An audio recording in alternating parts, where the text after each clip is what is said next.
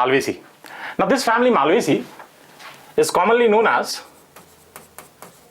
Mallow family or cotton family. Okay, now first is vegetative character.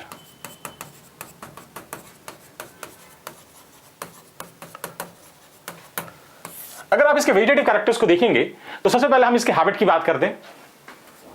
अगर आप इसके habit को देखेंगे तो इट इज एनुअल और बाइनियल हर्ब और shrub and sometimes tree. जैसे मालवा नेग्लेक्टा होता है वहां पे आपको ट्री टाइप का स्ट्रक्चर दिखेगा इसमें. ठीक है ना. नेक्स्ट हमारा आता है रूट. रूट में जब आप देखेंगे तो tap root system is present. Here you will observe tap root system. Then stem. अगर आप स्टेम को देखेंगे इट इज इरेक्ट, हर्बेसियस और woody, sometime cylindrical and branched. ठीक है, तो ये इसका स्टेम है. इरेक्ट, हर्बेसियस, वुडी, सिलिंड्रिकल और ब्रांच्ड. Then leaf. लीफ जो यहां पे होता है दैट इज सिंपल स्टिपुलेट होता है. स्टिपुलेट का मतलब क्या है कि यहां पे जब आप ऑब्जर्व करोगे तो what you will observe stipule is present. Okay, then alternate phyllotaxy होता है. ये हमने एनसीईआरटी में ही पढ़ा हुआ है. जब हम लोग फाइलोटैक्सी पढ़ते हैं तो ऑल्टरनेट में 3 एग्जांपल है. CMS, China rose, mustard and sunflower. तो चाइना रोज इसका मेंबर है. ठीक है, यहां पे आपको ऑल्टरनेट फाइलोटैक्सी मिलेगा. ठीक है, विथ रेटिकुलेट वेनेशन. ठीक है, वेनेशन जो है यहां पे क्योंकि ये डाइकॉट है तो आपको यहां पे रेटिकुलेट वेनेशन ऑब्जर्व होगा ना. तो ये हमारे वेजिटेटिव कैरेक्टर हो गए. उसके बाद हमारा आता है फ्लोरल कैरेक्टर.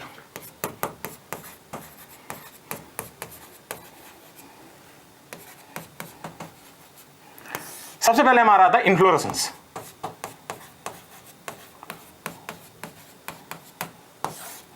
ठीक है, अगर आप यहां पे इन्फ्लोरेसेंस देखेंगे तो व्हाट यू विल ऑब्जर्व, जो इन्फ्लोरेसेंस यहां पे है इट इज एक्सिलरी और टर्मिनल, सॉलिटरी, साइमोस.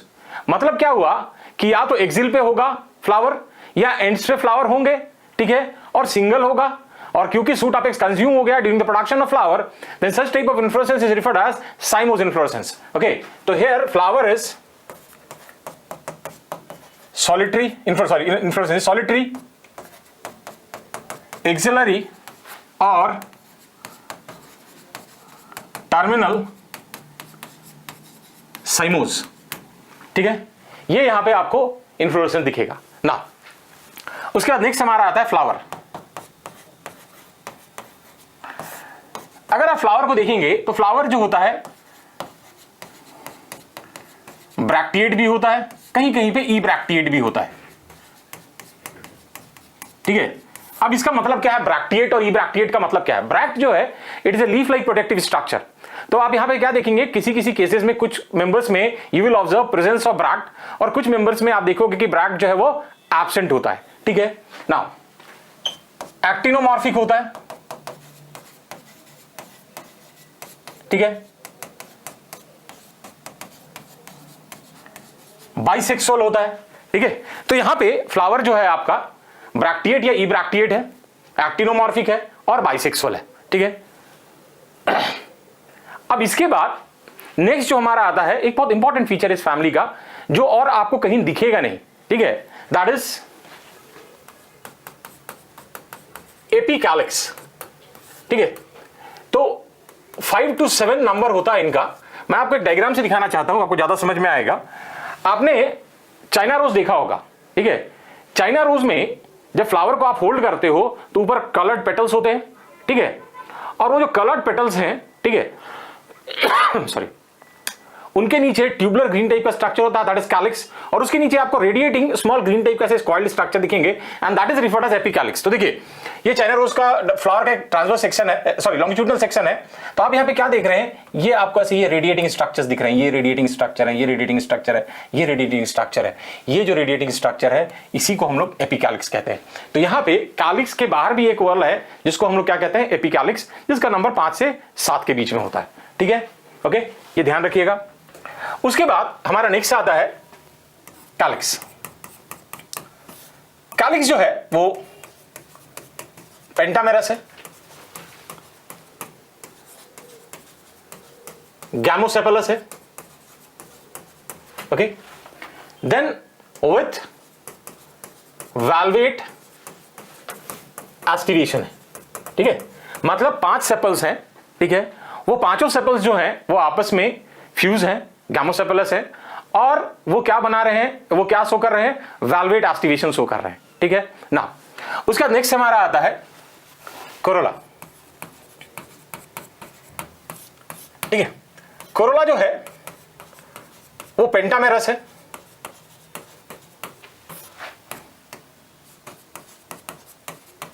पॉलीसेफेलस है, सॉरी पेटलस, पॉलीपेटलस है। और नेक्स्ट वाला बड़ा इंपॉर्टेंट पॉइंट है, you will observe twisted aestivation. यहां पे आपको ट्विस्टेड एस्टिवेशन मिलेगा। आपने एनसीईआरटी में पढ़ा हुआ है टाइप ऑफ एस्टिवेशन में ट्विस्टेड एस्टिवेशन, और ट्विस्टेड एस्टिवेशन में 3 एग्जांपल है, cotton, China rose, lady finger. ये सारे के सारे जो है इसी फैमिली से बिलोंग करते हैं।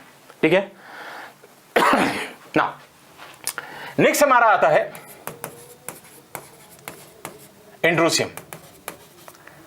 ठीक है, अगर आप एंड्रोसियम को देखोगे तो स्टेमन्स आर मेनी। ठीक है, माने इनफाइनाइट नंबर ऑफ स्टेमन्स होते हैं, और उनके जो फिलामेंट्स होते हैं वो आपस में यूनाइट करके स्टेमिनल ट्यूब बनाते हैं। ठीक है, और उस कंडीशन को हम लोग क्या कहते हैं, मोनो एडाल्फस। कुछ केसेस में आपको एपीपेटलस कंडीशन भी मिलेगा। ठीक है, यहां पे मालवेसी में एक बहुत इंपॉर्टेंट डेविएशन है, एनसीईआरटी में नहीं है लेकिन आपको पता होना चाहिए। मालवेसी में क्या होता है, जनरली अगर आपने सेक्सुअल रिप्रोडक्शन फायरिंग प्लांट पढ़ा होगा तो उसमें यह पढ़ा होगा कि जो टिपिकल आंथर होता है वो डाइथिकस होता है। ठीक है, और टेट्रास्पोरेंजिएट होता है। मालवेसी में क्या होता है, यहां पे anthers monothecous, okay, it is monothecous and bisporangiate. ये एक इंपॉर्टेंट एक्सेप्शन है इस फैमिली में, मालवेसी में। ठीक है, एनसीईआरटी में नहीं है लेकिन आपको पता होना चाहिए क्योंकि फैमिली ऐड हुआ है और एक टिपिकल करेक्टर है इस फैमिली का।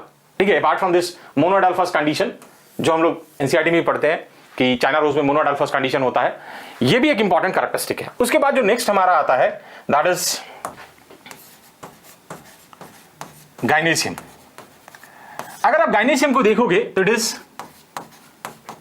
पेंटाकार्पलरी, सिनकार्पस, मतलब 5 कार्पल हैं और वो फ्यूज्ड हैं। हाइपोगाइनस, ठीक है, मतलब सुपीरियर ओवरी है। ओके, देन यहां पे आपको एक्साइल प्रेजेंटेशन दिखेगा। Axile placentation is present and each locule contains 1 to many ovule। ठीक है, ओके, तो ये हमारा फीचर किसका हो गया, इसके गाइनेसियम का। ठीक है, अब उसके बाद अगर हम इसका फ्रूट देखें, ठीक है, तो फ्रूट जो होता है यहां पे दैट इज कैप्सूल और साइजोकार्प। ये फ्रूट का टाइप है, कैप्सूल और साइजोकार्प। ओके, देन एक बहुत इंपॉर्टेंट डेविएशन यहां पे आता है, सीड जो होता है यहां पे it is many and endospermic, ठीक है, मेनी एंड एंडोस्पर्मिक, ये इसका एक फीचर है, ठीक है, क्लियर है। अब हम लोग आते हैं नेक्स्ट चीज पे, दैट इज हमारा फ्लोरल फॉर्मूला। फ्लोरल फॉर्मूला, अगर हम फ्लोरल फॉर्मूला को देखें, ठीक है, तो ऐसे ब्रैक्टिएट भी हो सकता है और ई ब्रैक्टिएट भी हो सकता है, ठीक है।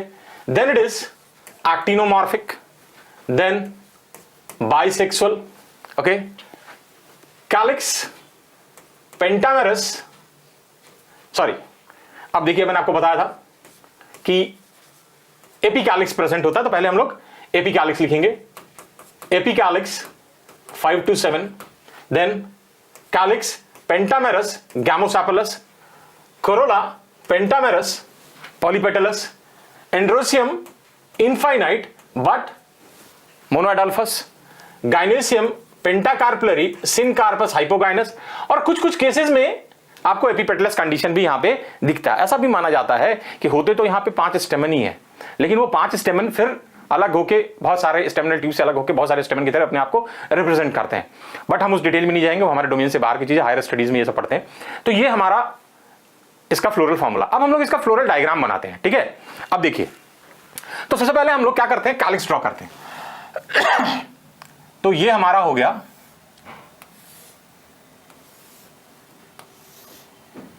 कैलिक्स,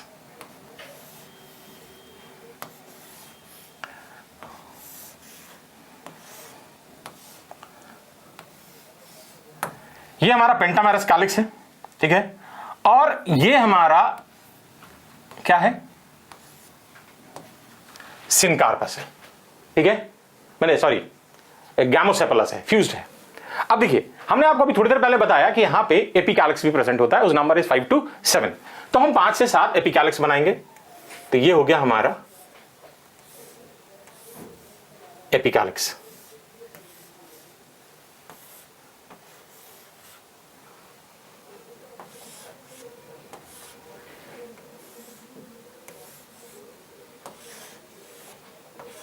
ये हो गया हमारा एपिकैलिक्स, ये हो गया हमारा मदर एक्सिस। उसके बाद हमारा आता है कोरोला। कोरोला जो है वो पेंटामेरस है विथ वेलवेट एस्टिवेशन। तो वेलवेट एस्टिवेशन में क्या होता है, the posterior one overlap the interior one, आगे वाला अपने पीछे वाले को ओवरलैप करता है, ठीक है, पीछे वाला अपने आगे वाले को ओवरलैप करता है, that means there is overlapping in regular manner. उसके बाद हमारा जो एंड्रोसियम है, ठीक है, अब एंड्रोसियम क्या है कि आप जब एंड्रोसियम को देखोगे तो मोनोएडाल्फस कंडीशन शो करता है। तो मोनोएडाल्फस कंडीशन में क्या होगा कि बहुत सारे जो हैं वो यूनाइट करके ऐसे ट्यूब लाइक स्ट्रक्चर बनाएंगे, जिसको हम लोग स्टेमिनल ट्यूब कहते हैं। ये सारे यूनाइटेड हैं, एंथर फ्री है, ठीक है, फिलामेंट्स यूनाइटेड है, ठीक है। उसके बाद हमारा आता है गाइनेसियम, एक्साइल प्रेजेंटेशन है, ठीक है, और इसके अंदर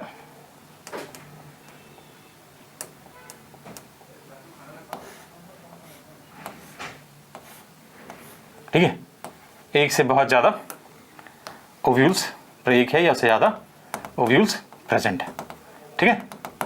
तो ये हो गया हमारा फ्लोरल डायग्राम ऑफ किसका, मालवेसी का। हम इसमें भी देख लेते हैं जो लिटरेचर अपने पास है। देखिए ये क्या है हमारा, ये हमारा एपिकैलिक्स हो गया, ठीक है, ये हमारा कैलिक्स हो गया, ये हमारा कोरोला हो गया विथ ट्विस्टेड एस्टिवेशन। ये देखिए ये सारे जो फिलामेंट्स हैं वो यूनाइटेड हैं और उससे ये स्टेमेंस अटैच्ड हैं, ठीक है। और ये हमारा पेंटाकार्पलरी जो ओवरी है with axile placentation containing 1 to many ovule. तो ये हो गया हमारा floral diagram of family Malvaceae, ठीक है। उसके बाद हमारा नेक्स्ट जो टॉपिक आता है that is economic importance of Malvaceae, ठीक है।